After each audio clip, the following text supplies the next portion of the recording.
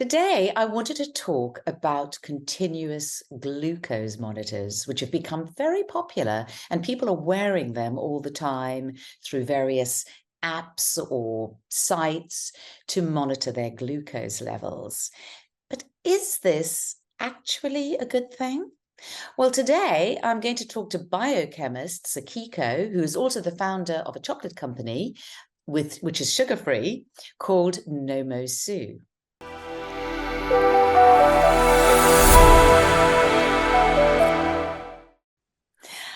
So hi, Sakiko. Thank you so much for joining me. Um, I have never myself worn one of these continuous glucose monitors, which are also called CGMs, aren't they? But I do have lots of friends who are, because all these apps have suddenly started and people wear them, and they're continually, every time they eat, they have to check what's happening to their blood. And I've made a little observation, and I'm very keen to know what you think about this. I've noticed that people become completely obsessed with their glucose levels. And, I'll be having lunch with someone and I'll go, oh my goodness, oh my glucose is so high. That's way higher than it should be. Mm. Um, and I've been thinking to myself, I think if I wore it, it would actually drive me mad, and I think I'd be the same. So, what do you think? Do you think it's helpful wearing these glucose monitors? So it's not a straight black and white answer in my opinion, but it is. So it has positives and negatives. It is one biomarker. So we have to remember that health is more than just blood glucose, and even weight management and metabolic health is more than simply blood glucose. So Right. so we just I think need to educate and educate ourselves if we're going to use one of these to really understand a few key points about it. One, the simplest, is that it is one biomarker. It doesn't capture the comprehensive healthfulness of the food you're eating. So you might have some wild blueberries that do raise your blood glucose slightly, but the amount of micronutrient rich polyphenols that have hundreds of studies of benefit, that is not captured by your blood glucose response to a bowl of wild blueberries, for example.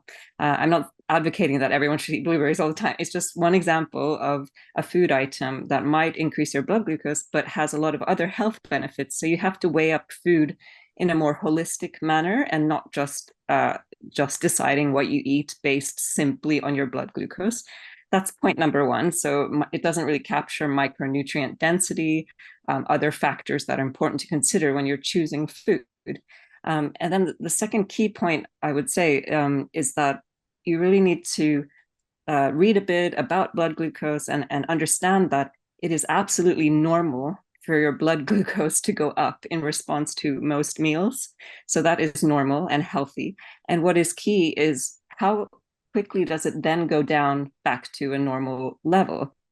And when we say normal, that's also another thing. People might think that, just because a fasting blood glucose level of a certain amount, like 7 millimoles per liter, they think that, oh, that's diabetes. But if you have a meal and you have that level right after the meal, and then it goes down an hour later, or hour or two later, to back to baseline, your baseline, then that is absolutely normal and fine. So yes, your blood glucose went up, but it's normal that it goes up in response to meals. So, Sakiko, so looking, there's a lot on social media Mm. about glucose spikes and how Yeah. bad, and I mean, I've even talked about this myself, how bad glucose spikes are for you, and they're to be avoided at all costs.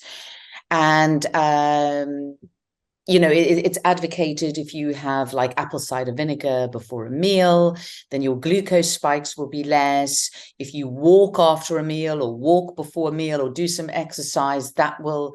So what is your response to that? Do you think that's a Yes. good thing to do? Yeah, that's perfectly fine. And really what's interesting about blood glucose monitoring is really you don't want to know just simply how high it's gone. you want to see the curve. You want to analyze the curve. So if your curve is like you have a meal, it goes up, and then it goes straight down, that's fine. If it goes up and it kind of stays high and it's a very long spread out curve, then that's maybe less fine and more indicative of insulin resistance potentially. So and going for a walk after a meal has been shown to actually reduce the blood glucose curve duration or intensity and so on. So that is perfectly fine and useful information for you, and probably a healthy habit to go for a walk, a gentle What walk. about the apple cider vinegar? Yes, that seems to have an impact on lowering the curve, which ostensibly is a reasonably good thing, I would say. Another thing that you can do is always have fiber in your meal, particularly at the beginning of your meal. So, for example, if you're going to have a salad, have it as a starter instead of after the main meal, which might have more carbohydrates in it. So fiber does a very similar thing, if not more powerful than. Yes, I've heard that you know, start with your vegetables, have your protein, have your fat, and have your carbs Yes. last. The very carby part. So you would say that is a good thing to Yeah. do. So I suppose perhaps people wearing these monitors could end up avoiding certain foods that are actually quite nutritious because of it. Yes, exactly. Yes, exactly. And then the other point related to that is that fructose, as we've talked about in Yes, the past, yes. you know, doesn't have such fructose on its own, which is it's rare to find it on its own. But still, if the food is a higher proportion of fructose, fructose does not raise blood glucose, right? But Oh, right. Does it so you not? no, That's so usually it's interesting. found together with glucose, and it's in sucrose and different proportions of these carbohydrates, but sugars. But basically, you could end up having a relatively high fructose diet because it's not spiking your blood glucose as such, Ah, per se, depending on what the item is. And fructose is, in order to induce diabetes in like laboratory animals yes. experiments, often a high fructose, a liquid fructose diet is given because it's a very fast way to induce insulin resistance and diabetes, which is what Oh, you're trying to avoid by wearing the continuous blood glucose monitor. So it's good to know that and just be aware, and then judge your blood glucose results with a pinch of salt. And if the item tastes sweet and it's not sweetened with a non-caloric sweetener, then it's high in fructose. And so even if you eat something very sweet and it's fructose, you see your CGM results are fine. You might continue eating that food, but it might be detrimental to you. Yeah, well, so that is, I wonder when they give you these monitors if they tell you that. So, I, yeah, or because as you say, people could still be eating a ton of fructose as opposed to sucrose and glucose, right, and yeah, they're still doing themselves as much harm and could yes, lead to metabolic and insulin yes, resistance and yeah, diabetes, even though they're wearing a glucose monitor. yeah, So that is a little yes. bit misleading then, isn't it? Yes, yeah, it's just that I hope that when, depending on the company that people Yes. are using, that they give you like a summary, uh, Yes. things to watch for, things to consider, how to interpret these Yes, and results, I they think. may well do, but because as I said, Yeah. I've not done it.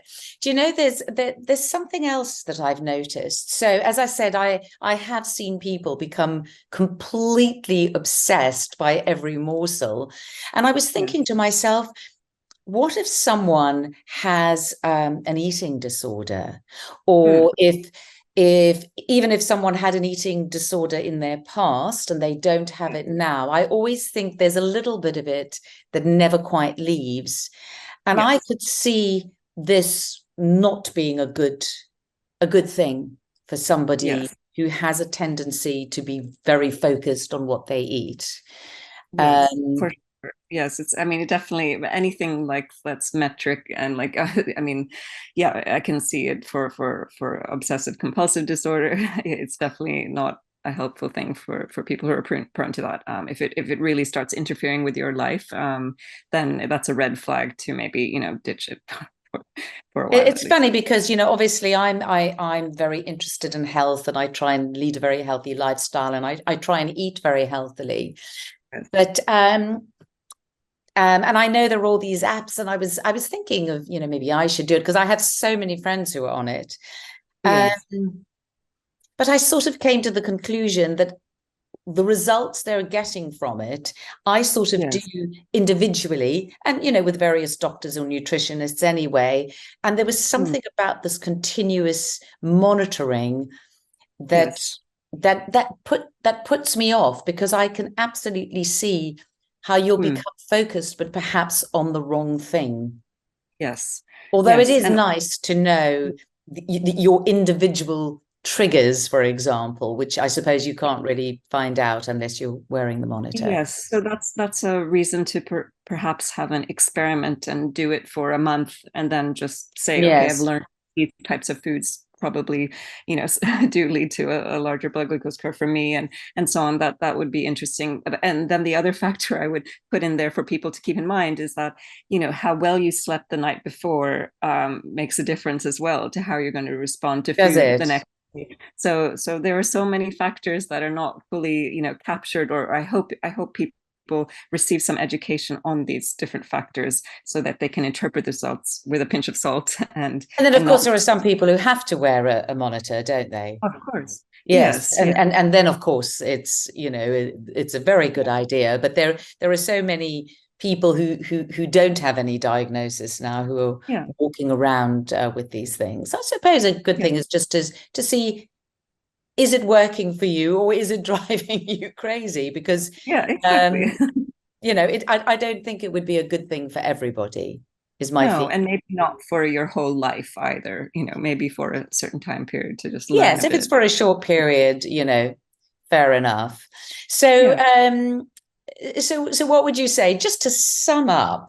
Would you Yes. say a good or a bad thing? Is this going to help you optimize your health, or do you think there are other, maybe more useful ways of doing it? Yes, I think generally, I think it has some good points. I think net, um, it might be more misleading if you don't have all the background knowledge and understanding than positive. That's what I would say. But there definitely are some positives, and for specific situations, I think it could be super useful. But yeah, you do need to educate yourself on the causes for blood glucose spikes and curves, and what is a normal curve, and so on and so forth, before you judge your food on it. And you must remember that this is not the only factor that makes a food good or bad for you. There are other factors. Yeah. So Yes, great. Okay, well, thanks. That's really useful to know. And yeah, who knows, I might give it a go one day. yeah. We'll have to Let see. me know. Yeah. Thanks, Akiko. Thank you so Thanks. much.